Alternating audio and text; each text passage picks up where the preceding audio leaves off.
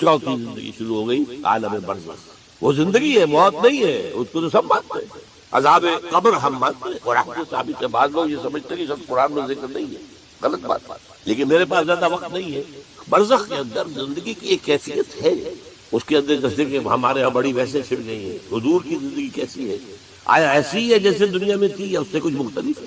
تو میں کہا کرتا ہوں دنیا کی زندگی تو اتنی اچھی زندگی نہیں ہے. حضور کی جو زندگی ہے عالم برزخ میں، اس کا تو ہم تصور بھی نہیں کر سکتے. اس عالم برزخ میں کہا گیا شہداء کو وَلَا تَقُولُوا لِمَن يُقْتَلُ فِي سَبِيلِ اللَّهِ أَمْوَاتٌ بَلْ أَحْيَاءٌ وَلَٰكِن لَّا تَشْعُرُونَ. اللہ کی راہ میں شہید ہو جانے والوں کو اموات مت کہو، مردہ مت کہو، زندہ ہے.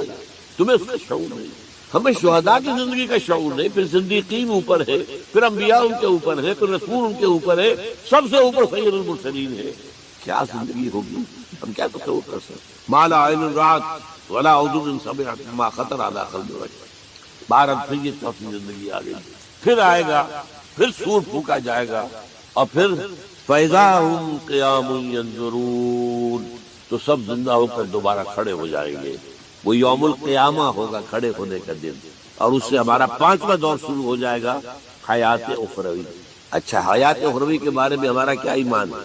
کیا وہ کبھی ختم ہونے والی ہے؟ وہ تو ابدی ہے. فَإِنَّهَا لَجَنَّةٌ أَبَدًا أَوْ لَنَارٌ أَبَدًا. یہ پوری زندگی.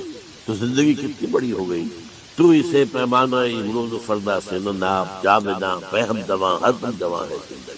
البتہ ایک کام کیا کیا ہے اللہ نے، یہ جو دو موتوں کے درمیان زندگی آئی ہے. پہلی موت جو کہ ہم عالم ارواح سے، اس کے بعد سلا دیے گئے، موت آ گئی نا، پھر اللہ نے زندہ کیا. پھر جو ہمیں موت آنے والی ہے میری اور آپ کی، ان دو موتوں کے درمیان ایک زندگی کا حصہ کٹ گیا ہے. یہ لمبا پروسیس، وہاں سے وہاں تک، مبدا و معاد، انا للہ و انا الیہ راجعون. اس میں یہ چھوٹا سا ہماری زندگی میں سے حصہ کاٹ کر اس سے ایک امتحانی وقفہ بنایا. خلق الموت والحیات لیبلوکم ایکم احسن عملا. اس نے زندگی اور موت میں تخلیق کی ہے تاکہ تمہیں آزمائے کہ کون ہے تم میں سے اچھے عمل کرنے والا. یہ امتحانی اس کو بھی اقبال نے خوب کہا ہے. ملزم ہستی سے تو ابرا ہے مانند حباب، اس زیاں خانے میں تیرا امتحان ہے زندگی. اب امتحان 3 گھنٹے کا بھی ہوتا ہے تو وہ 30 سال کا بھی ہو سکتا ہے. یہ تو ایک کوانٹیٹیو ایلیمنٹ ہے. امتحان ہے، ٹیسٹنگ از ٹیسٹنگ. یہ حیات دنیاوی امتحان ہے. ملزم ہستی سے تو ابرا ہے مانند حباب، اس زیاں خانے میں تیرا امتحان ہے زندگی. اس کے بعد جب ہمیں دوبارہ اٹھا لیا جائے گا، حساب کتاب ہوگا، آباد کا جزا و سزا کے فیصلے ہوں گے، اور پھر یہ جنت اور یہ دوزخ. وَإِنَّهَا لَجَنَّةٌ الْأَبَدَىٰ أَوْ لَنَارٌ أَبَدًا. یہ حیات ایک ایمان باللہ اور ایمان بالآخرہ. ایمان بالآخرہ کے ضمن میں پورے حیات انسانی کا ایک تصور جو ہے سامنے لانا ضروری. اب آئیے، میں نے کہا تھا تخلیق کے بارے میں کچھ باتیں آپ کو بتاؤں گا. یہ جدید سائنس کے حوالے سے بھی بہت اہم چیزیں ہیں، اور یہ قرآن کے حکمت اور فلسفے کے لیے. بدقسمتی ہماری یہ ہے کہ ہمارے جو فلسفی مسلمان ہوئے، ابن سینا ہو، فارابی ہو، کندی ہو، جو متکلمین ہوئے جنہوں نے عقل سے کام لے کر قرآن کی تفسیریں کی ہیں، امام راغب میں بہت بڑے مقام پر ہے، اور ہے بہت کچھ صوفی مزاج، صوفی ہے، فلسفی ہے. ان سب نے اپنی زیادہ تر گفتگو کا دار و مدار یونانی حکماء اور فلاسفہ کی بات پر رکھی. سقراط اس کا شاگرد، افلاطون اس کا شاگرد، ارسطو. ہمارے متکلمین، ہمارے فلاسفہ سب ارسطو کے شاگرد. ہمارے صوفیہ اکثر و بیشتر افلاطون اور پروٹائنس، افلاطونوس ان کے شاگرد. لہذا مولانا روم نے بڑا شکوے کے انداز میں کہا تھا، چند خانی حکمت یونانیہ. تم کب تک یونانیوں کی حکمت پڑھتے رہو گے، یونانیوں کا فلسفہ پڑھتے رہو گے، یونانیوں کی میٹافزکس، یونانیوں کی منطق. چند خانی حکمت یونانیہ، حکمت قرآنیہ راہم میں خاں. کبھی ذرا قرآن مجید میں جو حکمت دی گئی ہے، جو فلسفہ دیا گیا ہے، جو حقائق بیان کیے گئے، کبھی ان پر توجہ کرو. اللہ تعالیٰ توفیق. میری دلی آرزو ہوگی کہ آپ میں سے جو ذہین لوگ ہیں، ظاہر بات ہے کہ یہ میدان ہر شخص کا نہیں ہے. حضور صلی اللہ علیہ وسلم کا جو افرادی انفرادی سطح پر انقلاب برپا کرنے کا پروسیس ہے، 4 الفاظ اس میں ٹاپ پر آتا ہے حکمت. یتلو علیہم آیاتہ ویزکیہم ویعلمہم الکتاب والحکمہ. یہ تعلیم محمدی صلی اللہ علیہ وسلم، تربیت نبوی صلی اللہ علیہ وسلم، اس کی سب سے اونچی منزل ہے تعلیم حکمت. ظاہر بات ہے کہ ہر شخص اس کا اہل نہیں ہوگا. یہ اللہ تعالیٰ نے ظاہر بات ہے سب کو ایک جیسا نہیں بنایا ہے. جسمانی قوتوں کے اعتبار سے بھی فرق و تفاوت ہے، ذہنی صلاحیتوں کے اعتبار سے بھی فرق و تفاوت ہے۔ جن لوگوں کے اندر یہ فلسفہ اور حکمت کا ذوق ہو وہ اس معاملے میں آئیں، سوچیں، پڑھیں۔ میری یہ چند باتیں ہو سکتا ہے کہ ان کے لیے چشم کشا ثابت۔ وہ کتاب اس وقت میری جو ہے ایجاد و ابداع عالم، وہ آؤٹ آف پرنٹ ہے، موجود نہیں ہے، انشاءاللہ جلدی ہی پرنٹ کروا لیں گے دوبارہ۔ دیکھیے تخلیق کا مرحلہ اول عالم امر ہے، اللہ کا ایک حکم کن، انما امرہ اذا اراد شیئا ان یقول کن فیکون۔ اس کن سے ایک نور پیدا ہوا ہے، ویری سٹل، لطیف، حرارت کوئی نہیں، خود کن۔ یہ نور اللہ، یہ پہلی شے ہے جو پیدا ہوئی، حکم ایک کن، یہ عالم امر ہے۔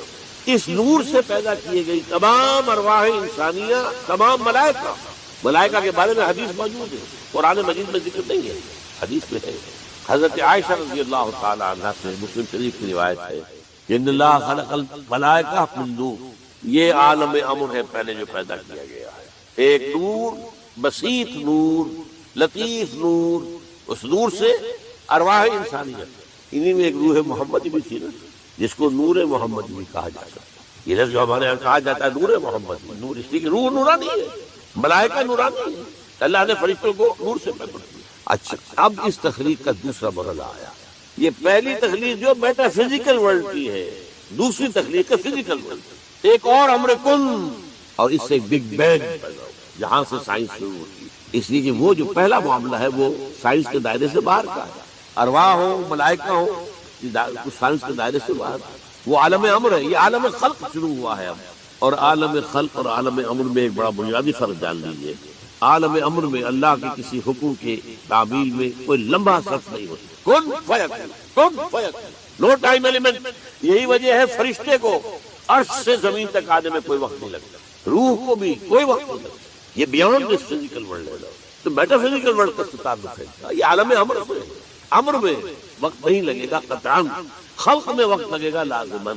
آم کی گٹھلی ہے، آم کا پودا بننے میں 5-6 سال لگ جائیں گے۔ رحم مادر میں حمل ٹھہر گیا ہے، بچے کے پورے بننے میں 9 مہینے لگیں گے، ٹائم لگے گا۔ اٹس خلق۔ قرآن کہتا ہے ہم نے آسمان زمین 6 دن میں پیدا کیا، ٹائم لگا کہ نہیں لگا؟ تو یہ امر ہے وہ پہلا، جس میں کیا ہے 3 چیزیں ہیں۔ اللہ کا نور جو بہت لطیف ہے، وہ خزانہ ہے، اسی سے بڑی ارواح انسان کی، اس سے بڑے فرشتے۔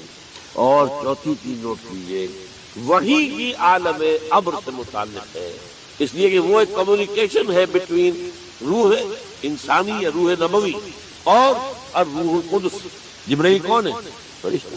روح محمدی، یہ بھی نوری، وہ بھی نوری، یہ ان دونوں کا کمیونیکیشن ہے وہی، لہذا اس کا تعلق بھی عالم خلق سے نہیں ہے، عالم امر۔ بہت پیارا شعر کہیں کہا ہے، کس کیفیت میں کہا ہے میں نہیں سمجھ سکتا۔ نغمہ وہی ہے نغمہ کہ جس کو روح سنے اور روح سنا ہے، روح محمدی نے سنا ہے، اس کان سے نہیں سنا انہوں نے، نوٹ کر دیجیے، کبھی پڑھیے حقیقت وہی نامی کتاب مولانا سعید احمد اکبر آبادی کی، وہی کی حقیقت کیا ہے، وہی براہ راست قلب پر جاتی ہے، اس کان کے واسطے سے نہیں جاتی۔ یہ کان عالم خلق کا ہے، قلب عالم امر کی ہے، روح کا مسکن ہے، وہاں روح محمدی۔ فَإِنَّهُ نَزَّلَهُ عَلَىٰ قَلْبِكَ، اس کو اے نبی اتارا ہے تو فرشتے نے آپ کے دل۔ عبادت کرو خالصتاً اللہ۔ عبادت کے 2 اجزاء لازم، اطاعت کلی، absolute obedience, total obedience, without any reservation, without any exception, کوئی استثناءات نہ ہو۔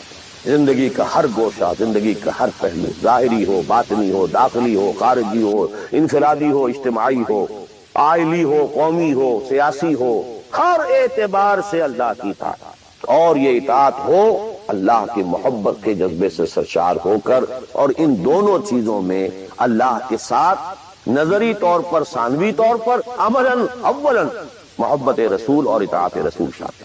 3 چیزیں ضمنی، اور یہ ضمنی چیزیں ایکسکلوسیو اللہ کے لیے، خالص اللہ کے، یہ رسول کے لیے نہیں۔ نمبر 1، تعظیم کے کچھ مظاہر ہیں، سجدہ کرنا، قنوت، تعظیماً کسی کے سامنے کھڑے ہونا، ہاتھ باندھ کر، کندھے جھکا کر، یہ قنوت کہلاتا ہے۔ کھڑے ہونا تعظیماً، جھکنا تعظیماً، جس میں رکوع بھی ہے، سجدہ بھی ہے، مطلقاً حرام کسی کے لیے، یہ صرف یہ مینیفیسٹیشنز ہیں اس کی عبادت کا مظہر۔ تقوموا للہ قانتین، اللہ کے سامنے کھڑے رہا کرو، سجدہ کرو، یہ اللہ کے سوا کسی۔ نمبر 2، دعا صرف اللہ، نہ کسی نبی سے، نہ کسی رسول سے، نہ کسی فرشتے سے، نہ کسی اولیاء اللہ سے، نہ کسی بزرگ شخصیت سے، کسی سے لا تدعو مع اللہ احد۔ اب اس میں کئی الفاظ نوٹ کر لیجئے، استدعاء، استغاثہ، استمداد، استعانت، وہی مطلب ہے استنصار، صرف ہاں مادی قوانین کے تحت فزیکل ورلڈ میں ہم مدد مانگ سکتے ہیں، ذرا مجھے گلاس پانی لا دیجئے، مجھے ذرا یہ کر دیجئے، معلوم ہے پانی ہے، یہ جائے گا لے آئے گا، لیکن بالغیب مدد کسی سے مانگنا، استغاثہ کسی سے کرنا، استعانت کسی سے کرنا حرام ہے۔ عبادت کو زیرو سے ضرب دے کر زیرو کر دیں۔ نمبر 3، اخلاص و احتساب، صرف جو نیک کام کرے صرف اس کی خوشنودی کے لیے۔ یہاں تک کہ حضور کے سامنے ایک صحابی ایسے ہی محاورے میں رواں روی میں کہہ بیٹھے ما شاء اللہ و ما شئت، جو آپ چاہیں اور اللہ چاہے۔ فوراً ڈانٹ دیا اجعلتنی للہ ندًا، تم نے مجھے اللہ کا مد مقابل بنا دیا۔ مشیت صرف اس کی، وما تشاءون الا ان یشاء اللہ، کوئی نیک کام سوائے اس کی رضا جوئی کے لیے اگر کسی اور کے لیے کیا گیا، ریا ہے، سمعہ ہے، دکھاوے کے لیے ہے، شہرت کے لیے ہے، دنیا کمانے کے لیے ہے، لیڈری چمکانے کے لیے ہے، اقتدار حاصل کرنے کے لیے ہے، کوئی بھی اور مقصد اگر شامل ہوا، زیرو سے ضرب کھا کر پوری عبادت زیرو ہو جائے۔ احتساب، بدلے کی توقع صرف اللہ۔ یہ لفظ آپ خاص طور پر سنتے رہے ہوں گے ان دنوں بہت، من صام رمضان ایمانا واحتسابا غفر له ما تقدم من ذنبه ومن قام رمضان ایمانا واحتسابا غفر له ما تقدم من ذنبه ومن قام ليلة القدر ایمانا واحتسابا۔ ایمان کے ساتھ احتساب کیوں آ رہا ہے؟ اس کا اجر و ثواب سوائے اللہ سے اور کسی سے توقع نہ ہو۔ یہ 5 چیزیں ہیں۔ جہاں تک اطاعت کا تعلق ہے اس میں ایک ایکسیپشن نوٹ کر دیجیے، کہیں کسی وقت نسیان سے، خطا سے یا جذبات کے طوفان میں آ کر کوئی غلط حرکت کر بیٹھا لیکن فوراً توبہ، یہ مستثنا ہے۔ میں نے 3 الفاظ کہے تھے۔ خطا، آپ نہیں سمجھتے تھے کہ جو میں کرنے چلا ہوں یہ ڈس اوبیڈینس ہے، آپ کو پتہ ہی نہیں تھا، خطا ہو گئی۔ نسیان، بھول گئے۔ ایک وقت ایسا ہے کہ آدمی کے اوپر غفلت کا ایک پردہ پڑ جاتا۔ حضور خود فرماتے ہیں انہ لیغان علی قلبی وانی لاستغفر اللہ فی کل یوم 70 مرہ، میرے دل پر بھی کبھی کبھی حجاب سا آ جاتا ہے، میں روزانہ 70 مرتبہ استغفار کرتا ہوں۔ تو ہم اپنے حجابات پر حضور کے حجاب کو قیاس نہیں کر سکتے کہ نسبت خاک ربا عالم پاک، وہ کوئی اور شے ہے، یہ کوئی اور شے ہے، لیکن یہ کہ ہمارے پردہ تو پڑتا ہے، اس میں کوئی غلط حرکت سرزد ہو گئی۔ یا نمبر 3، جذبات کا کوئی ہیجان تھا جس نے کہ اوور پاور کر دیا، انسان کی قوت ارادی کو معطل کر دیا، کوئی غلط حرکت سرزد ہو گئی، لیکن پھر توبہ فوراً۔ انما التوبۃ علی اللہ للذین یعملون السوء بجہالۃ ثم یتوبون من قریب، جیسے ہی طوفان گزرا فوراً ہوتی ہے۔ یہ مجھ سے کیا ہوا؟ لا الہ الا انت سبحانک انی کنت من الظالمین، ربنا ظلمنا انفسنا وان لم تغفر لنا وترحمنا لنکونن من الخاسرین وان لم تغفر لی وترحمنی لاکونن من الخاسرین۔ اب یہ دعا ہے، گڑ گڑا کر اللہ معاف کر دے۔ It will be written off, it will be expunged، محو کر دے، یکفر عنہ سیئاتہ، اس کے معنی یہی ہے۔ ہاں اس کے برعکس اگر ایک گناہ بھی جان بوجھ کر مستقلاً کرتے رہے، ایک، باقی ساری 99% عبادت ہو رہی ہے، ایک حرام شے کو اپنے لیے حلال ٹھہرا لیا، شعوری طور پر، ارادی طور پر، مداومت کے ساتھ اس کے اوپر ڈھیرے جما لیے، وہ ایک گناہ جو ہے وہ پوری عبادت کو زیرو سے ضرب دے کر زیرو کر دے گا، اور خلود فی النار، آگ میں ہمیشہ رہنے کی بائی۔ بلا من کسب سیئۃ واحاطت بہ خطیئتہ فاولئک اصحاب النار هم فیہا خالدون۔ ان پوائنٹس کو اچھی طرح نوٹ کیجیے۔ خطا میں فرق ہے، گناہ میں فرق ہے۔ ایک گناہ غیر شعوری طور پر ہو گیا، خطا سے ہو گیا، نسیان سے ہو گیا، وقتی طوفان جذبات کا، کسی ایسی محفل میں تھے، مجلس میں تھے، ہو گئے، غلطی ہو گئی، فوراً متنبہ ہو گئے، فوراً۔ اور جیسے کہ آدمی، مجھے اچھی طرح یاد ہے ایک مرتبہ، اور میں بھولتا نہیں اس واقعے کو، میں میڈیکل کالج میں پڑھ رہا تھا تو ایک سائیکل پر جا رہا تھا کالج، اور سلپری تھی روڈ۔ جب سائیکل سلپ کرتی ہے تو پتہ نہیں چلتا میں کب گرا ہوں، لیکن مجھے پتا اس وقت چلا جب اٹھ چکا تھا کہ میں گرا، کیونکہ آدمی وہ کھڑا نہیں رہتا، یہ جو ہے فوراً اٹھو، ثم یتوبون من قریب، یہ بھی بعد میں معلوم ہوتا ہے کہ میں گرا جب کہ اٹھ چکا ہوتا ہے، اتنا انسٹنٹینیس ہوتا ہے۔ یہ ہے یتوبون من قریب، اور اس کو اللہ نے اپنے ذمے انما التوبۃ علی اللہ، اللہ کے ذمے ہے یہ کہ وہ ایسے شخص کی توبہ قبول کرے. انما التوبۃ علی اللہ للذین یعملون السوء بجہالۃ ثم یتوبون من قریب. بہرحال یہ ایک اس کی ضمنی بات تھی کہ اطاعت کلی کے ضمن میں ان دونوں چیزوں کو ذہن میں رکھیے. گناہ کا ہو جانا، کل بنی آدم خطاؤون وخیر الخطائین التوابون، التائب من الذنب کمن لا ذنب لہ. بہت اس میں ہمارے لیے پر امید باتیں کہی گئی. اللہ کو اپنے گناہگار بندے کی توبہ سے اتنی ہی خوشی ہوتی ہے جتنی کہ اس شخص کو ہوتی ہوئی جو ایک صحرا میں سفر کر رہا تھا. ایک ہی اونٹ تھا، اسی پر اس کا پانی تھا، اسی پر اس کا راشن تھا. تھوڑی دیر کے لیے سستانے کو لیٹا، آنکھ کھلی تو اونٹ آئی. دوڑ رہا ہے مشرق میں، مغرب میں، شمال میں، جنوب میں، تھک ہار کر بیٹھ گیا ہے. اب وہ موت کا انتظار کر رہا ہے. نہ پانی ہے، نہ کوئی غذا ہے، نہ کوئی سواری ہے کہ اس صحرا لقد صحرا سے نکل سکے. اچانک دیکھتا ہے کہ اونٹ تو کھڑا ہے، مجبور ہے. تو اسے اتنی خوشی ہوتی ہے کہ وہ کہتا ہے اللہ تو میرا بندہ، میں تیرا رب. کہنا یہ چاہتا تھا اللہ تو میرا رب، میں تیرا بندہ، لیکن اتنا مغلوب ہو گیا ہے اس وقت جذبات میں خوشی کے کہ کہہ یہ بیٹھا کہ اللہ تو میرا بندہ، میں تیرا. اتنی خوشی ہوتی ہے کہ اللہ کو اپنے کسی گناہگار بندے کی توبہ سے. تو یہ وہ ہے وہ مسئلہ عارضی، فوری، لا علمی، جہالت، طوفان یا کسی ماحول کے فوری اثر کے تحت کوئی غلطی ہو گئی فوراً توبہ. لیکن یہ کہ اگر جان بوجھ کر کانشیس ڈیسیژن ایک حرام شے کو بھی اگر مستقلاً اختیار کر لیا، ولا من کسب سیئۃ واحاطت بہ خطیئتہ فاولئک اصحاب النار هم فیہا. اب آئیے نیکسٹ، میں جسے آج ایک نیا اینگل کہہ رہا ہوں وہ کیا ہے. دیکھیے اطاعت کے دو پہلو ہیں، انفرادی اور اجتماعی. وہی مراد کیا ہے؟ ان کی ریشو پروپورشن مختلف ہوگی. کوئی بہت آرگنائز سوسائٹی ہے، اسٹیٹ کا کانسیپٹ ہے، اجتماعیت کا پڑھنا بہت بھاری ہو جاتا ہے، انفرادیت بہت محدود آتی. کوئی بڑی پریمیٹو سی سوسائٹی ہے، آرگنائز اسٹیٹ نہیں ہے، تو انفرادیت کا دائرہ وسیع ہوتا ہے، اجتماعیت محدود ہوتی ہے ان ویریس پروپورشنز. لیکن پہلے ان کو آئیڈینٹیفائی کیجئے، اس سے میری مراد کیا ہے. ایک وہ اللہ کی اطاعت ہے کہ جو ایک انسان کے اپنے بس میں ہے، وہ کر سکتا، چاہے بھوک آ جائے، فاقہ آ جائے، نقصان ہو جائے، جان کا اندیشہ ہو جائے، ایک کر سکتا. ایک وہ اطاعت ہے جو کسی صورت کر ہی نہیں سکتا جب تک کہ اجتماعی ماحول نہ بدلے. کتنا ہی سنسیئر ہو، کتنا ہی نیک ہو، کتنا ہی فیصلہ کر لے، کر ہی نہیں سکتا.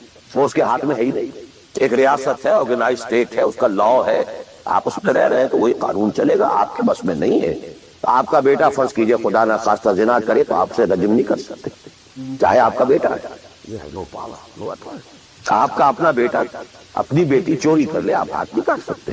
مجھے یاد آ رہا ہے لو ان فاطمہ بنت محمد سرقت، بالفرض ہی کہہ رہا ہوں نا میں، مفروض ہے کہ آپ نہیں ہاتھ کاٹ سکتے. ایک معاشرہ ہے جس کے اندر پوری معیشت جو ہے سود کے اوپر، آپ سانس بھی نہیں لے سکتے کہ جو سود سے خالی ہے، امپاسبل. ایک اسٹیٹ ہے، آپ اس کے سٹیزن ہیں، آپ اس کے کانسٹیٹیوشن کے لائل ہیں، فیتھفل ہیں. تو جیسا کہ میں نے کہا تھا آرگنائز سوسائٹی اسٹیٹ میں یہ دائرہ بہت بڑھ جاتا ہے. ٹرائبل ہے، وہاں یہ کہ انفرادیت کا کافی دائرہ ہوتا ہے، قانون کم سے کم ہوتے ہیں، نظم کم سے کم ہوتا ہے، سسٹم جو ہے اس کی گرفت کم سے کم ہوتی ہے. اب دیکھیے دو حیثیتیں دنیا میں ممکن ہیں.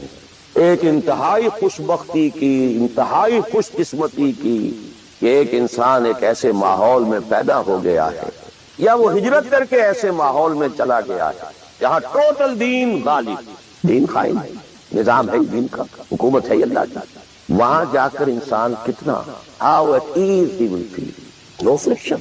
وہ بھی اللہ کی بندگی کرنا چاہتا ہے، ماحول بھی سازگار ہے، پورا نظام بھی اللہ کی بندگی پر ہے، پورا قانون بھی اللہ ہی کا نافذ ہے، پورا تعلیم کا ڈھانچہ بھی اللہ ہی کے ہدایت کے مطابق ہے، تمام ذرائع ابلاغ سے بھی اسی کے مطابق چیزیں جو نشر ہو رہی ہیں، آڈیو ویژول سب کچھ. انتہائی خوش قسمتی، موسٹ فارچونیٹ کہ ایک انسان ایسے ماحول. لیکن فرض کیجئے کہ وہ ایسے ماحول میں ہے جہاں اللہ کا دین غالب نہیں ہے، بہت محدود سا حصہ ہے جس میں وہ اللہ کا حکم مان سکتا ہے، نماز وہ پڑھ سکتا ہے، روزہ رکھ سکتا ہے، کوئی نہیں روکتا. اسرائیل میں بھی جا کے پڑھ لیجئے نماز اور روزہ، امریکہ میں کر لیجئے، بھارت میں کر لیجئے، لوگ. لیکن باقی ویرینگ ڈگریز میں ہوگا یہ کہ زندگی کا 75%، 80%، 50%، 60% وہ باطل کے قبضے میں. تو وہ بھی تو 50% 60% کافر ہے. Is a part and parcel of that environment of that system. قرآن کے تینوں فتوے اس پر بھی تو لگ رہے ہیں. وَمَن لَّمْ يَحْكُم بِمَا أَنزَلَ اللَّهُ فَأُولَٰئِكَ هُمُ الْكَافِرُونَ وَمَن لَّمْ يَحْكُم بِمَا أَنزَلَ اللَّهُ فَأُولَٰئِكَ هُمُ الْفَاسِقُونَ وَمَن لَّمْ يَحْكُم بِمَا أَنزَلَ اللَّهُ فَأُولَٰئِكَ هُمُ الظَّالِمُونَ. وہی ظالم ہے، اور ظالم سے مراد مشرک. ان الشرک لظلم عظیم. وہی کافر ہے. بتوں سے تجھ کو امید ہے، خدا سے نو امیدی. مجھے بتا تو صحیح اور کافری کیا ہے؟ وہ کہتے کس ہے؟ وہی تو فاسق ہے، ناہنجار ہے، باغی ہے. ویئرنگ ڈگریز کے اندر جتنا بھی اس نظام کی گرفت ہے، اس گرفت میں ہر وہ شخص کافر اور ظالم اور مشرک ہے جو اس ماحول میں رہ رہا ہے. ان دونوں حالتوں میں دین کے تقاضے بالکل ایک دوسرے کے برعکس ہو جاتے ہیں. اب یہ پوائنٹ ہے جو میں چاہتا ہوں آج. I want to hammer it. اگر آپ خلافت راستہ کے دوران پیدا ہو گئے ہوتے، موسٹ فارچونیٹ، دین قائم ہے، اللہ کے احکام جاری ہے، سارا نظام وہی ہے، دی ہول اسٹیٹ کرافٹ وہ اسلام کی بنیاد پر کام کر رہا ہے. آپ ایک سٹیزن ہیں. آپ کے لیے تقرب بالنوافل کے درجے کھلے. فرض تو پورے ہیں یہاں. نفل نماز پڑھیے، نفل علم حاصل کیجئے، نفل روزے رکھتے چلے جائیے، نفلی چلے کیجئے، جو چاہیے تقرب بالنوافل. اور اس تقرب بالنوافل کا درجہ یہاں تک اونچا ہو سکتا ہے. وَيَتَقَرَّبُ إِلَيَّ عَبْدِي بِالنَّوَافِلِ حَتَّى أَكُونَ. میرا بندہ نوافل کے ذریعے سے میرا تقرب حاصل کرتا جاتا ہے، کرتا جاتا ہے، کرتا جاتا ہے، یہاں تک کہ میں اس کی آنکھیں بن جاتا ہوں جن سے وہ دیکھتا ہے، اس کے کان بن جاتا ہوں جن سے وہ سنتا ہے، اس کے ہاتھ بن جاتا ہوں جن سے وہ پکڑتا ہے، اس کے پاؤں بن جاتا ہوں جن سے وہ چلتا ہے. حدیث قدسی. اور سارے وہابی بھی مانتے ہیں اس کو. یہ نہ سمجھیے کہ یہ کسی صوفی کی بڑھ. حدیث صحیح عند کل المحدثین. اللہ ہاتھ بن جاتا ہے، اللہ پاؤں بنتا ہے، اللہ آنکھ بنتا ہے، یہ اللہ کان بنتا ہے. یہ بہت اونچی بات ہے، بہت اونچی بات ہے، بہت اونچی بات ہے. لیکن یہ تقرب بالنوافل کا درجہ کہاں آئے گا؟ جہاں آپ ایک اسلامی نظام کے تحت سانس لیں. جہاں وہ اسلامی نظام نہیں ہے، پورا فرض تن من دھن اس نظام کو بدلنے کے لیے لگا دینا. اگر یہ نہیں ہے تو نماز نہیں ہے. منہ پر دے ماری جائے. میں جو کچھ کہہ رہا ہوں علی وجہ البصیرت کہہ رہا ہوں. میری پوری زندگی کے مطالعے کا نچوڑ ہے. نماز منہ پر دے ماری، روزے منہ پر دے مارے. You reconcile yourself to that system جو میری بغاوت کے اوپر مبنی تھا. پہلا فرض یہ تن من دھن. You can not reconcile with that system, you can not accept that system. اس میں اپنے آپ کو اکوموڈیٹ کرنا، اس میں اچھے کیریئر تلاش کرنا، اس میں اچھی جائیداد بنانا، اس میں پیسہ جمع کرنا، اس میں اچھی سے اچھی بچوں کو ایجوکیشن تاکہ بہتر سے بہتر زندگی وہ بھی گزار سکیں. سب کا سب حرام، مطلقاً حرام. پہلا کام یہ ہے اپنی جان، اپنا مال، اپنا تن، اپنا دن سب اللہ کے دین کے لیے خرچ کرو. سب سسٹمز لیول کے اوپر صرف جان کو باقی رکھنے کے لیے جو ناگزیر ہے. That is allowed. Nothing more. This is the point. دوسرے point. اب ہمارے سامنے حدیثیں ہوتی ہیں اور سارے فضائل کی کتابیں ہیں اور یہ ہیں جن کا تعلق اس ماحول سے تھا جبکہ دین قائم ہو چکا. تو اس کانٹیکسٹ میں بات نفل کی بات ہو رہی ہے اور قیام اللیل کی بات ہو رہی ہے اور جو ہے ختم قرآن کی بات ہو رہی ہے. اور اگر فجر کے بعد بیٹھے رہے مصلی پر اور 2 رکعت پڑھ کر اٹھے جبکہ سورج نکل چکا ہے تو اب یہ اتنا اونچا سوال. ساری بات all these things become absolutely irrelevant. The deciding factor is دین غالب ہے. ٹھیک ہے، چلو نوافل کی طرف، قرات کی طرف چلو، جتنا آگے سے آگے. یتقرب الی العبد بالنوافل. ورنہ تقرب بالفرائض پہلے فرض کرنے اور فرضوں میں پہلا فرض جہاد. Now please note this word. جہاد اصل میں اس جد و جہد کا جامع عنوان ہے. Your struggle against that system. لہذا انما المؤمنون الذين آمنوا بالله ورسوله ثم لم يرتابوا وجاهدوا باموالهم وانفسهم. Integral part of the definition of a مومن. اگر زندگی اس سے خالی ہے یا اتنی ہے جتنی ہو جائے نفل کے درجے میں، اصل وقت اصل دھارا بہ رہا ہے دنیا کی طرف، دنیا کے حصول کے لیے. جتنا پھیل سکیں، جتنا پھل سکیں، جتنا پھول سکیں، جتنی جڑیں گہری جما سکیں، جتنا کچھ اولاد کے لیے چھوڑ کر بڑھ سکیں، جتنا اولاد کو زیادہ سے زیادہ دنیا کی سہولتیں دینے حاصل کرنے کے قابل بنا کر جا سکیں. ساری تو توانائیاں اور ساری قوتیں اور ساری صلاحیتیں اور سارے اوقات تو کپے ہوئے اس کو. اچھا آپ کو تھوڑا سا دین کا کام بھی آخر دھوکہ تو اپنے آپ کو دینا ہی ہے نا. قسمت فروش عورتیں بھی تو کالے کپڑے پہن کے جلوس میں نکلتی ہیں تازیوں کے اور سبیلیں لگاتی ہیں اور مسجدیں بناتی ہیں. وہاں تو ڈیسیو themselves. ڈاکو لوگ نہایت سفاک یتیموں اور بیواؤں کی سرپرستی کرتے تھے. ہمارے معاشرے میں جو بستہ الف بستہ بے کے غنڈے ہوتے ہیں ان کے ہاں بھی نیکی کا پن کا خیر کا کھاتا ہوتا ہے. اسی طرح کچھ مذہبی ایکٹیویٹی ہے. اصل ہے یہ کس ماحول میں رہ رہے ہیں. بہت خوش قسمت ہوتا میں اور آپ. پھر آپ اچھے سے اچھا پہنتے کوئی اعتراض نہیں, اچھے سے اچھا کھاتے. قل من حرم زینۃ اللہ التی اخرج لعبادہ والطیبات من الرزق. خلافت راشدہ میں آپ رہ رہے ہیں, آپ حلال ذریعے سے کما رہے ہیں. بہت اچھا کھائیے, بہت اچھا پہنیے, بلکہ اللہ چاہتا ہے کہ اس کی نعمت جو اس نے تمہیں دی ہے وہ تم پر ظاہر ہو. لیکن پلیز نوٹ دی کانٹیکسٹ. دین مغلوب ہو اور آپ اچھا پہننے اور اچھے کھانے کی فکر میں ہو. مجھے جملہ یاد آ رہا ہے حضرت ابو بکر کا رضی اللہ تعالی عنہ. تھوڑا سا مسئلہ ہوا تھا کہ لوگوں نے کہا کہ زکوٰۃ ہم دیں گے لیکن زکوٰۃ ریاست کو نہیں دیں گے, اپنے طور پر خرچ. حضرت ابو بکر نے فیصلہ کیا ان کے خلاف جنگ کا. حضرت عمر جیسی شخصیت بھی مشورہ دے رہی ہے کہ دیکھیں نہیں, 2 فرنٹ پہلے ہم نے کھولے ہوئے ہیں. جیش اسامہ کو بھی آپ نے روکا نہیں, جائے حضور نے تیار کیا تھا. پھر جو مرتدی ہو گئے کسی اور کو نبی مان لیا, ان کے خلاف تو جنگ کرنی ہی کرنی ہے. لیکن یہ تو صرف نماز بھی پڑھ رہے ہیں اور یہ زکوٰۃ کا بھی انکار نہیں کر رہے, صرف ہمیں نہیں دے رہے ہیں. تو ان کے ساتھ ذرا مصلحت کا تقاضا یہ ہے کہ نرمی کی جائے. بڑے پیارے الفاظ تھے. ایبدل الدین وانا حی, کیا دین میں تغیر کیا جائے گا جبکہ ابھی میں زندہ ہوں؟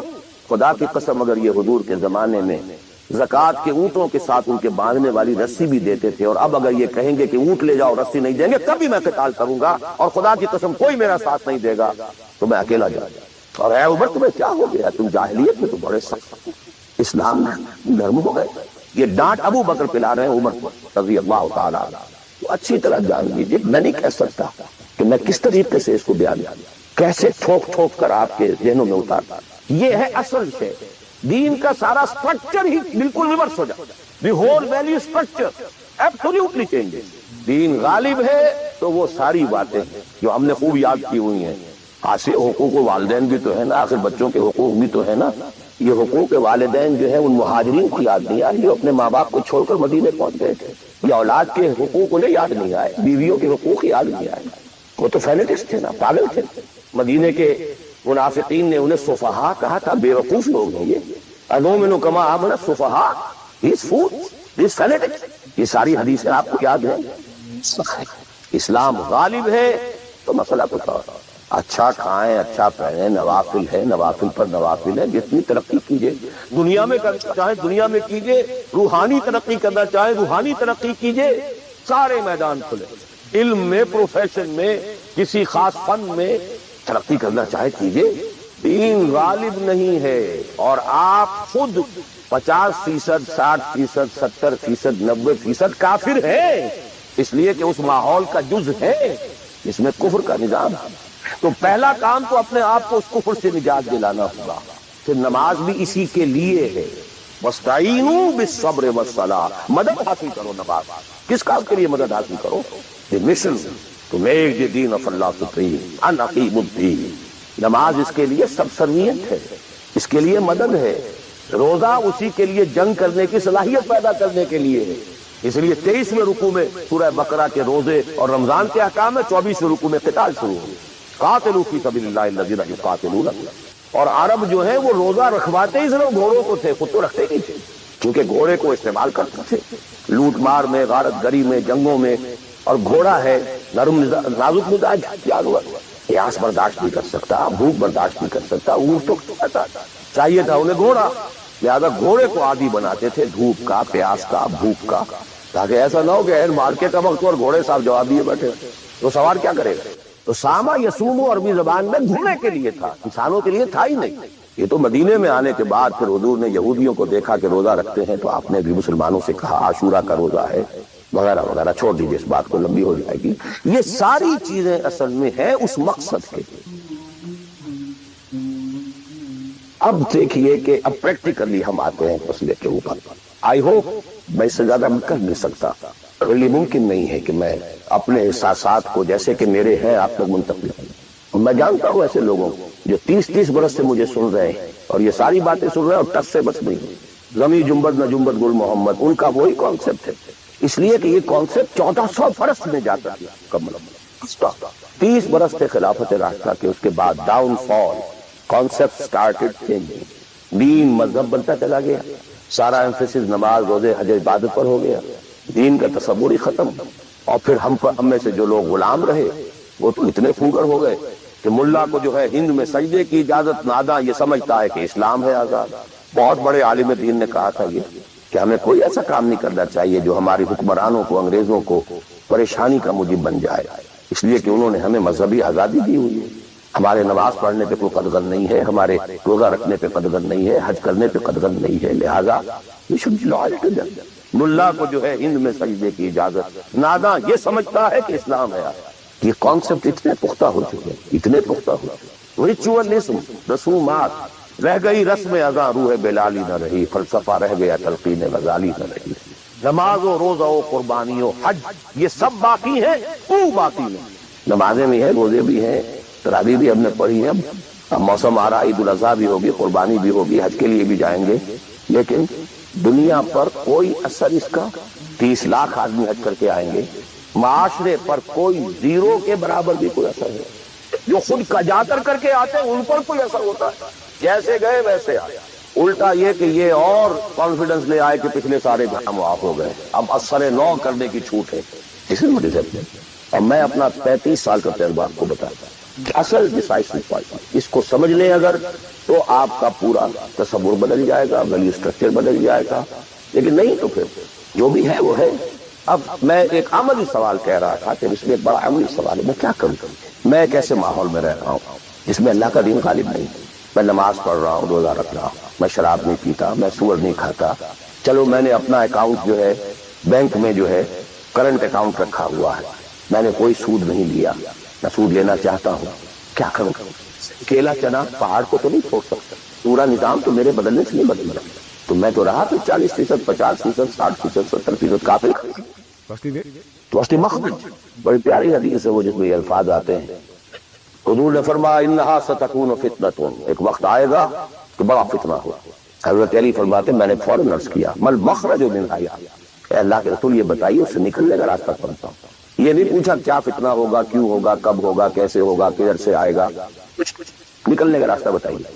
بلکہ ایک اور روایت اس حدیث کی اس سے بھی زیادہ پیاری ہے کہ اصل میں حضرت جبرائیل نے کہا حضور سے یا محمد امتک بعدک، اے محمد صلی اللہ علیہ وسلم کبھی سوچا ہے تمہارے بعد تمہاری امت کا کیا بنے گا؟ تو حضور پلٹ کر سوال کرتے مل مخرج منہا یا جبرائیل، تو بہت بڑا پرابلم تم نے اے جبرائیل میرے سامنے رکھا ہے، تو اب آپ ہی بتائیں اس سے نکلنے کا راستہ۔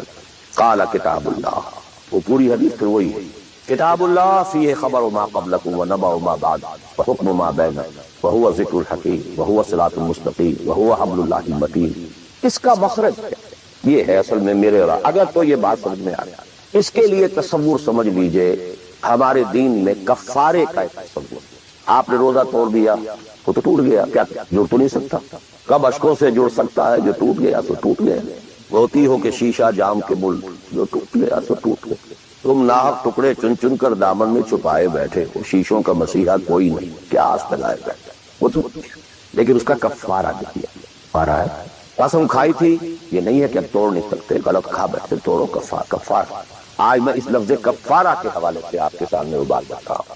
اب مجھے اللہ نے پیدا کر دیا اس دور میں، کسی کو ہندوستان میں پیدا کیا، کسی کو انگلستان میں کیا ہے، کسی کو امریکہ میں کیا ہے، کسی کو پاکستان میں کیا ہے، کچھ کو پاکستان پہنچا دیا ہے چاہے زبردستی چاہے اپنی مرضی سے، کسی کو یہاں پہنچا دیا ہے چاہے کسی بھی نیت اور کسی بھی ارادے سے، لیکن اب ہے کہیں ہے کیا کوئی کفارہ ہونا چاہیے، کوئی مخرج، بس یہی کفارہ ہے۔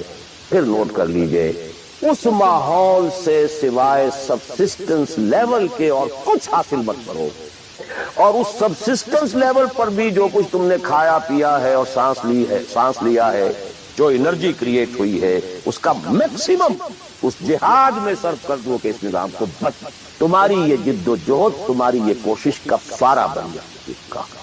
معذرۃ الی ربکم، معذرت پیش کر سکو گے اللہ کو، اے اللہ میں نے اس نظام کے ساتھ ریکنسائل نہیں کیا، اے اللہ میں نے اپنی توانائیوں اور اپنی محنتوں سے نہ اپنے لیے کوئی جاگیر بنائی نہ اپنے لیے جائیداد بنائی، اے اللہ میں کوئی دولت چھوڑ کر نہیں مانتا، اے اللہ میں نے اپنے بچوں کو بھی اسی کام کے لیے لگایا، میں نے ان کی دنیا سے بڑھ کر ان کی آخرت کی فکر کی، نہیں کر سکا، آگے کچھ نہیں ہو سکا تو میں بھی کرتی ہوں۔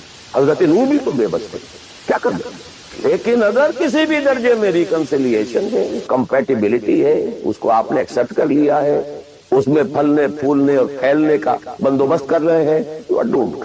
Everything will be multiplied by a big zero and will become a zero. یہ ہے جو میں سمجھتا ہوں، اس کا نام ہے جہاد، کانسٹنٹ فرکشن، کانسٹنٹ اسٹرگل، جان مال، ان صلاتی و نسکی و محیایا و مماتی للہ رب العالمین، میری زندگی کا مقصد تیرے دی کی سرفرازی، میں اسی لیے مسلمان، میں اسی لیے نمازی۔ اب وہ آیت آئی، محبت میں اللہ اور اس کے رسول کی محبت کے ساتھ تیسری محبت جوڑ دی گئی، جہاد کی۔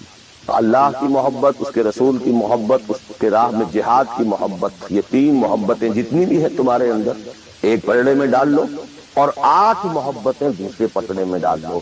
باپ کی محبت، بیٹے کی محبت، بھائی کی محبت، بیوی کی محبت اور کی محبت، اور رشتہ داروں کی محبت، جائیداد کی محبت، کاروبار کی محبت، مال کی محبت۔ 8 قل ان کان آباؤکم وابناؤکم واخوانکم وازواجکم وعشیرتکم واموال اقترفتموها وتجارت تخشون کسادها ومساکن ترضونها۔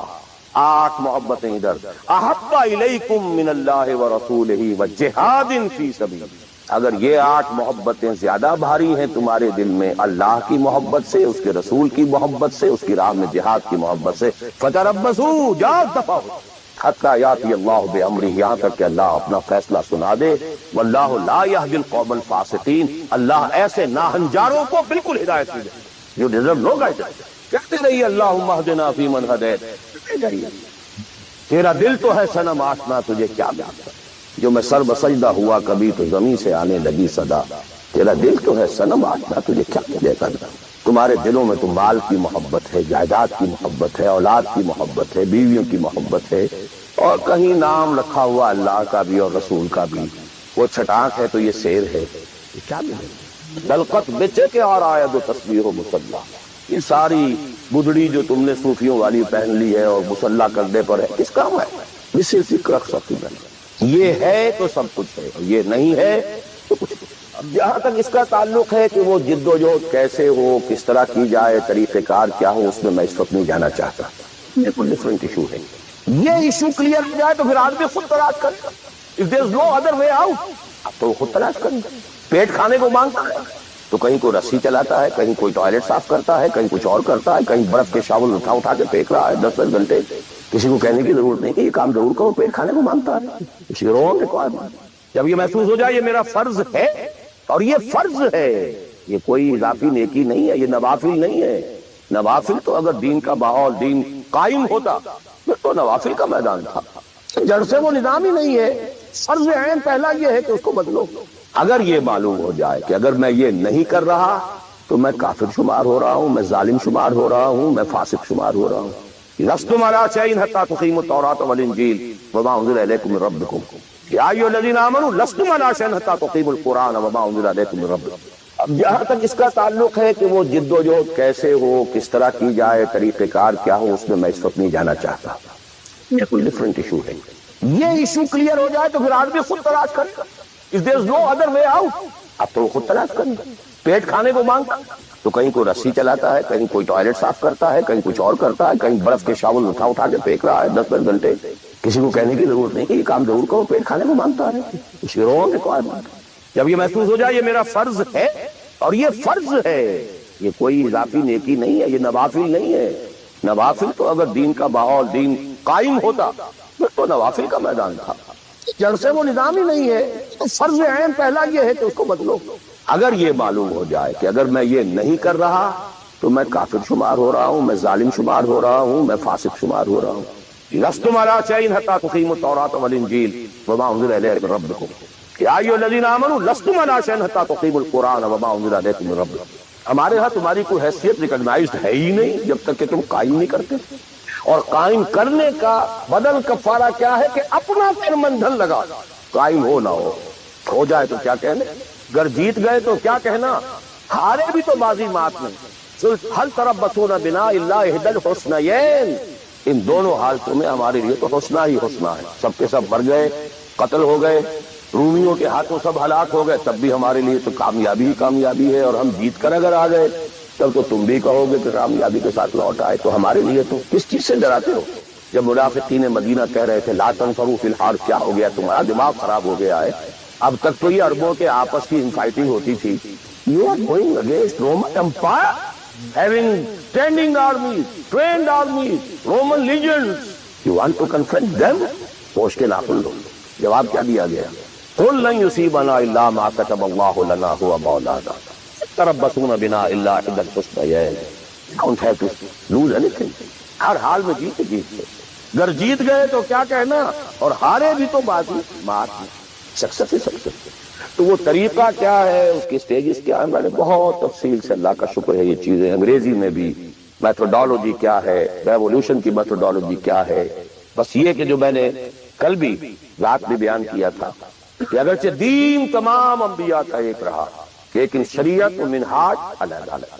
شرع لکم من الدین ما وصى به نوح والذی اوحینا الیک وما وصینا به ابراہیم وموسیٰ وعیسیٰ، لیکن وَلِكُلٍّ جَعَلْنَا مِنْكُمْ شِرْعَةً وَمِنْهَاجًا، شریعت سپریٹ، منہاج سپریٹ۔ ہمارے لیے لازم شریعت محمدی اور منہج محمدی صلی اللہ علیہ وسلم۔ اس میں ساری نفی ہے جی، حضرت یوسف نے تو یوں کیا تھا، بھئی کیا تھا، وہ تو غیر اسلامی ماحول میں جا کر اور غیر اسلامی حکومت کے اندر انہوں نے ایک بہت اونچا آفس لے لیا تھا، انہوں نے پہلے شرط یہ لگائی پہلے ایمان لاؤ پھر میں آ کے تمہارے ہاں یہ کام کروں گا۔ وہ منہج اور منہاج ہمارے لیے نہیں ہے۔ کان لکم فی رسول اللہ لکل جعلنا منکم شرعۃ ومنہاجا۔ اب آپ یہ کہیں کہ صاحب ان کے ہاں تو شراب حرام نہیں تھی، تو نہیں تھی تو نہیں تھی، ہمارے ہاں حرام۔ سابقہ شریعتوں میں سجدہ تعظیمی حلال تھا، کسی کے سامنے جھک جانا، ہمارے لیے حرام کر دی گئی ہے۔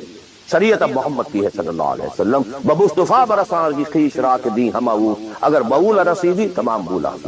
اسی طرح منہج اور منہاج محمد کا ہوگا صلی اللہ علیہ وسلم۔ لن يصلح آخر هذه الامة الا بما صلح به اولها، اس امت کے آخری حصے کی اصلاح نہیں ہو سکے گی مگر صرف اس طریقے سے جس طریقے پر کہ پہلے حصے کی اصلاح ہوئی۔ اب یہ ہے آپ کے لیے، آپ کی سمجھ ہے، آپ کی صلاحیت ہے، آپ ذہین ہیں، آپ تعلیم یافتہ ہیں، read between the lines of the سیرہ، منہج اخذ کیجئے سیرت سے، کیا منہج تھا، کیا میتھوڈالوجی، کیسے آپ نے کام شروع کیا، کتنے سٹیجز سے گزرے، کسی ایک سٹیج سے دوسری سٹیج میں جانے کے لیے کیا شرط تھی، کس درجے تک ایک کام اکمپلش ہو جائے تو پھر اگلے درجے پہ قدم رکھا جائے، یہ ساری چیزیں وہ آپ کو ریڈیوس کرنی ہوں گی، انفر کرنی ہوں گی، اس کا استدلال کیجئے، استنباط کیجئے، استخراج کیجئے اور اس سے نکالیے۔ لیکن یہ کہ میں اس تفصیل میں نہیں جا رہا سوائے ان دو باتوں کے کہ نمبر ایک، منہج، منہاج، میتھوڈالوجی لازماً سیرت محمدی سے لینی ہوگی صلی اللہ علیہ وسلم، اور دوسری بات یہ کام ہرگز انفرادی طور پر نہیں ہو سکتا، اس کے لیے جماعت دھوکہ دیں گے اپنے آپ کو اگر سمجھتے ہیں کہ ہم یہ کام کر رہے ہیں۔ ہاں ایک آدمی ہے جماعت بنانے کی دھن میں لگا ہوا ہے، ابھی لوگ اس کے ساتھ نہیں آئے، وہ جماعت کے حکم میں کان ابراہیم امتاً قانت، کل آ جائیں گے، پرسوں آ جائیں گے، کوئی وقت آئے گا کہ گئے دن کے تنہا تھا میں انجمن میں، یہاں میرے راستہ اور تھی۔ آخر حضور کو بھی پہلے دن تو 4 ہی ملے تھے، خدیجہ الکبریٰ رضی اللہ تعالی عنہ، ابو بکر صدیق رضی اللہ تعالی عنہ، علی رضی اللہ تعالی عنہ، زید بن حارثہ رضی اللہ تعالی عنہ، 4 ہی تو ملے تھے، اور 10 برس میں جا کے بھی بمشکل 125 ملے تھے۔ ایسا نہیں تھا کہ ٹھٹ کے ٹھٹ لگ گئے ہوں اور ہزاروں اور لاکھوں آ گئے۔ In the 10th year after the beginning of Wahy, not more than 125, maximum 150 people were around. لیکن جماعت، ید اللہ علی الجماعہ، علیکم بالجماعہ، اور اس میں حضرت عمر کا جو اثر ہے، اثر کو بھی ہم حدیث کہتے ہیں۔ حدیث 2 چیزوں کے مجموعے کا نام ہے، اخبار و آثار۔ رسول کا کوئی قول، کوئی فعل، کوئی تقریر، کسی چیز کو آپ نے دیکھا اور برقرار رکھا، یہ خبر کہلاتی ہے۔ صحابی کا کوئی فعل، کوئی قول یا تقریر، یہ اثر کہلاتا ہے۔ اخبار جمع آثار، یہ حدیث۔ تو اثر ہے حضرت عمر کا رضی اللہ تعالی عنہ، لا اسلام الا بالجماعہ، ولا جماعہ الا بالامارہ، ولا امارہ الا بالسماع، ولا سماع الا بالطاعہ۔ کوئی اسلام نہیں بغیر جماعت، کوئی جماعت نہیں بغیر امارت کے، کوئی امارت نہیں جب تک کہ حکم سنا نہ جا رہا ہو، اور کوئی سماعت کے معنی نہیں جب تک کہ حکم مانا۔ جماعت ایسوسیشن نہیں، انجمن نہیں، سوسائٹی نہیں، ادارہ نہیں. Institution is something else, association is something else, organization, part, حزب اللہ, حزب الشیطان. Clear cut polarization. اس پولرائزیشن ٹیک سم ٹائم, وقت لگتا ہے. 10-15 سال میں جو خیر کا عنصر تھا پولرائز ہو کر حضور کی طرف آ گیا, جو شیطانی ایلیمنٹ تھا وہ دوسری طرف جمع ہو گئی. آئونائزیشن ہوئی ہے, پازیٹیو آئنز ایک طرف, نیگیٹو آئنز ایک طرف, جانے جانے. لیکن یہ کہ اب آئیڈینٹیفائی ہو گئے, اولئک حزب الشیطان, اولئک حزب اللہ. دس از دی پارٹی آف شیطان, دس از دی پارٹی آف اللہ. اور تیسری بات یہ اس جماعت کے ضمن میں, جماعت جو ہے جس میں کہ سم و طاعت ہو وہ جماعت ہے. لسن لوگے, اس سے کمتر جماعت نہیں ہے, لیکن یہ جماعت مختلف قسم کی ہو سکتی ہے. ایک کانسٹیٹیوشنل جماعت ہو سکتی ہے, اس میں کانسٹیٹیوشن کو وہ حیثیت حاصل ہوتی ہے کہ you have to obey it. کوئی اس کا صدر بنتا ہے تو حلف لیتا ہے کہ I will be loyal to this constitution. اب یہ بھی کہ ایک جماعت ہے نا, امریکن نیشن ایک جماعت ہے, اس کا ایک کانسٹیٹیوشن ہے. صدر آئے گا حلف لے گا, کوئی اور آئے گا حلف لے گا, چیف جسٹس ہوگا حلف لے گا. اس کانسٹیٹیوشن کسی آدمی کا نہیں ہے اس میں حلف. Not personal allegiance to anybody, allegiance to the constitution. اسی طریقے سے جماعتیں بنے, ان کا دستور ہو, یہ ممبرشپ کی ریکوائرمنٹ ہے, یہ آپ پورا کریں گے ممبر بن جائیں گے, آپ امیر منتخب کریں گے کثرت رائے سے. پھر یہ کہ امیر جو ہے وہ بھی شورا بھی منتخب کریں گے, شورا کی رائے کا وہ پابند ہوگا یا نہیں ہوگا, کس درجے میں ہوگا, کس درجے میں, آپ یہ کانسٹیٹیوشن, اور جو شخص بھی شامل ہوگا وہ اس کانسٹیٹیوشن کا حلف اٹھائے. abide by this constitution. اس قسم کی جتنی جماعتیں ہیں, please take it from me, مباح ہیں, جائز ہیں, حلال, بشرطے کہ اس میں ڈسپلن ہے, اوبیڈینس ہے. دی اونلی ڈفرنس از کہ اس میں اوبیڈینس یا ڈسپلن کسی شخص کے ساتھ الیجینس پر نہیں ہے, بلکہ ایک کانسٹیٹیوشن کے ساتھ الیجینس پر. But you have to obey, listen and obey, can't go beyond that constitution. تو مباح اور حلال اور جائز ہر وہ جماعت ہے خواہ کسی بنیاد پر بنی ہوئی ہو جس میں ڈسپلن ہے اور سم و طاعت ہے, listen and obey ہے. لیکن منسوس, مسنون, معصور, یہ تین الفاظ. منسوس وہ شے ہے کہ جس کا ذکر قرآن اور حدیث میں ہو, نص یہ ہے ہماری. مسنون وہ شے ہے جس پر حضور نے عمل کیا ہو. معصور وہ شے ہے جس پر کہ آپ کے بعد بھی ہماری امت کے لوگوں نے عمل کیا ہے.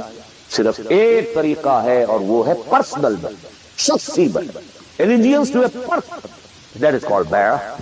ہمارے ہاں حضور نے لی تو بیعت لی, حالانکہ آپ نبی تھے, رسول تھے, آپ کی اطاعت تو کرنی ہی کرنی تھی, اس کا کوئی سوال ہی پیدا نہیں ہوتا. کسی اور ایڈیشنل فارمل کسی ایگریمنٹ کی کوئی ضرورت ہی نہیں. But he had to leave some uswa for the ummah. کہ اگر یہ نہ ہوتا تو بعد میں والوں کے لیے, بعد میں تو کوئی نبی تو نہیں آنا, رسول تو نہیں آنا, اسوا کہاں سے آتا. بایعنا رسول اللہ صلی اللہ علیہ وسلم علی السمع والطاعت فی العسر والیسر والمنشط والمکرہ وعلی عثرۃ علینا وعلی لا ننازع الامر اہلہ وعلی نقول بالحق اینما کنا لا نخاف فی اللہ لومۃ لائم. متفق علیہ, بخاری مسلم دونوں میں حدیث میں. عبادہ ابن صامت رضی اللہ تعالی. سوچئے جب رسول مان لیا تو یہ ساری باتیں کہنے کی ضرورت کیا. Sometimes I do wonder, brother, when you say Allahumma taqabbal minna ruku'ana wa sujudana wa what is it? Rabbana taqabbal minna innaka antas samiul alim. Everything.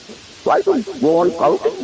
اور کیا چیز اللہ کا تسبیح ہے, تحمید ہے, تکبیر بھی ہم کر رہے ہیں, تکبیرنا و تسبیحنا و تحمیدنا و رکوعنا و سجودنا و قنوتنا, everything.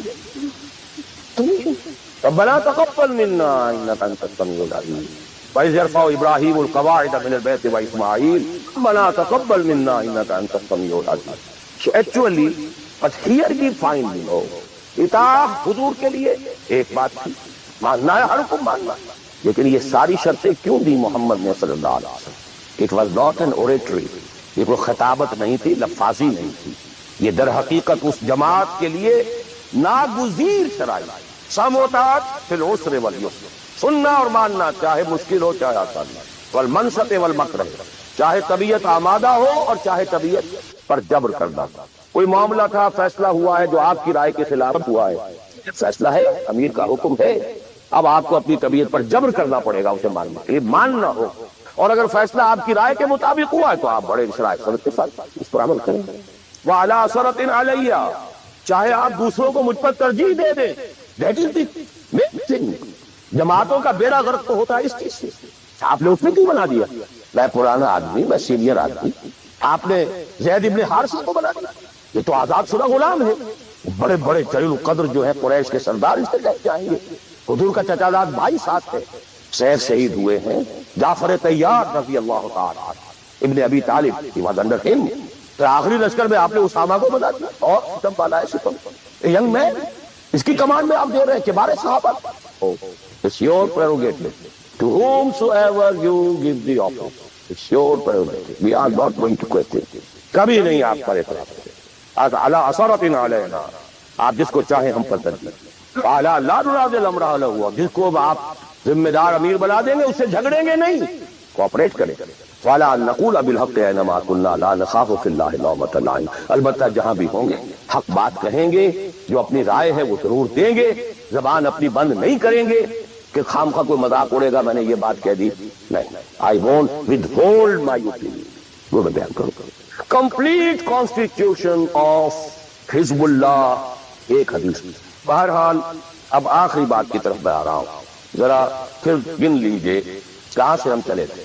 100 بات کی ایک بات، ہاتھی کے پاؤں میں سب کے پاؤں. ایک لفظ عبادت پورا کر دو، نجات بھی ہے، فوز بھی ہے، فلاح بھی ہے، سب کچھ. ان میں تو یہی ہے کہ آپ کامیاب ہو گئے تو جتنا آپ گڑ ڈالیں گے اتنا میٹھا ہوتا جائے گا، جتنا اور ایگزرٹ کریں گے اتنا نمبر زیادہ آتے جائیں گے. وہ پھر رشد بھی ہوگا، سعادت بھی ہوگی، فوز بھی ہوگی، فلاح بھی. بٹ منیمم نجات. عبادت کے 2 اجزاء لازم. جسم کے مانند ویزیبل جز، ٹوٹل اوبیڈینس. روح کے مانند اس کی اصل اسپرٹ، اللہ کی محبت. اوبیڈینس اور محبت میں اللہ اور رسول دونوں یکجا. نظری طور پر اللہ اول، رسول ثانی. عملاً رسول اول، اللہ ثانی. اوبیڈینس میں غلطی ہو جائے وقتی طور پر، غیر شعوری طور پر، بھول میں، چوک میں، جذبات کے طوفان میں، وقتی طور پر ماحول سے اثر انداز ہو کر، ٹھیک ہے فوراً توبہ کر لو، اللہ معاف کر دے گا. ایک گناہ بھی اگر مستقلاً جان بوجھ کر اپنی زندگی کے اندر داخل کر لیا تو یہ بگ زیرو ہے، سارا بقیہ زیرو سے ضرب کھا کر زیرو ہو جائے. 3 چیزیں ایکسکلوسیو اللہ کے لیے ہیں. دعا صرف اللہ. تعظیم کے لیے جو مظاہر ہیں، قنوت ہو، رکوع ہو، سجود ہو، صرف اخلاص اور احتساب.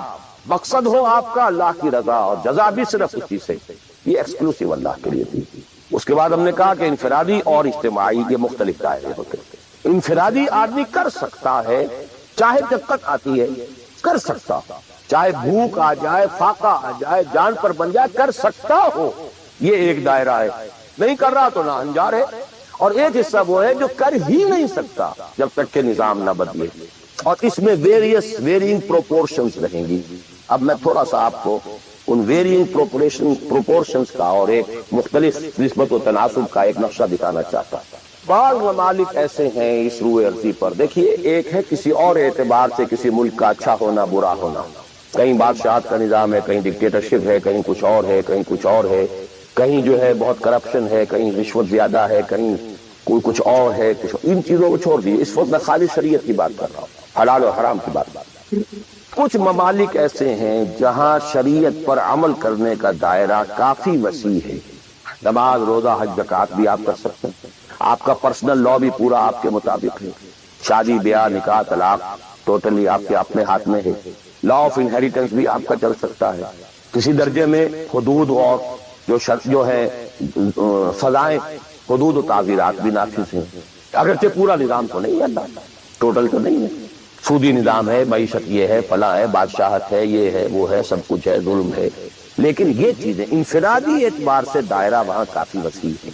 اس کی مثالیں ہیں سعودی عرب، ایران آف ٹوڈے، اور مجھے زیادہ حالات معلوم نہیں ہے لیکن مجھے توقع ہے کہ سوڈان آف ٹوڈے، اور میرے خیال میں اس کے علاوہ کوئی. اس کے بعد ایک اور دائرہ آتا ہے اور وہ میرے نزدیک اس میں ٹاپ پر پاکستان. نماز، روزہ، حج، زکوٰۃ کیجیے. پرسنل لا وہ بھی آپ ویسے کہنے کو وہاں ہے قانون، لیکن یہ کہ بالفعل ایک آدمی چاہے تو اسلامی قانون پر عمل کر سکتا ہے. انہیریٹنس آپ اپنے حساب سے کر سکتے ہیں. دستور میں طے ہے حاکمیت اللہ کی. گویا کہ نظری اعتبار سے وہ ملک جو ہے وہ اللہ کی حاکمیت پر مبنی ہے. قرارداد مقاصد دستور کا جز بن چکی.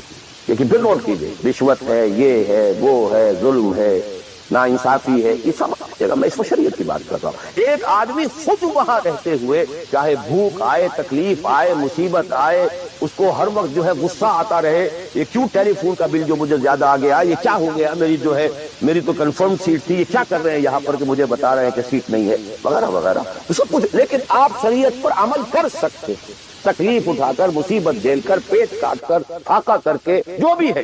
بڑا کاروبار نہیں کر سکتے، چھوٹا تو کر سکتے، جس میں نہ انکم ٹیکس کا معاملہ آئے گا، نہ کسی اور کی خباثت آئے گی، نہ کچھ اور ہوگا، کر تو سکتے ہیں، پیٹ پال سکتے ہیں.